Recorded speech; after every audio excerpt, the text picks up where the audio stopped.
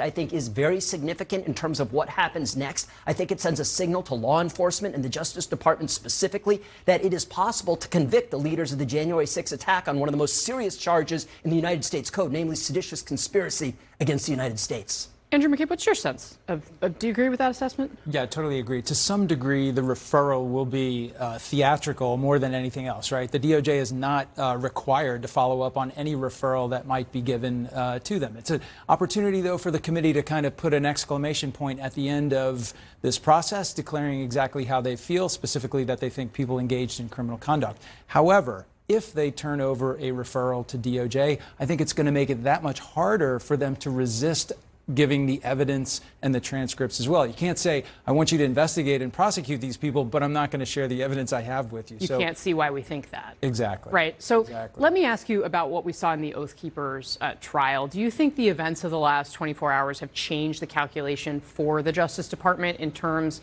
of whether or not to prosecute the former president, since they were able to secure this conviction? Yeah, no question, in a couple of ways. The comments about the Oath Keeper verdict by the AG is a little bit more than just a chest-pounding session. He is sending a message to the attorneys who are currently representing the other Oath Keepers whose trial is coming up, and the Proud Boys, and whoever else might be in the wings later, that we can do this. We can put on these complicated, high-stakes political cases and get verdicts against you. So rethink whether or not you want to cooperate with us now, provide evidence, and seek an easier path. I think that's very interesting. And it's a very loud message to those folks who were in leadership positions, who may be being looked at for their role in organizing and instigating the attack. And first among those is, of course, the former president.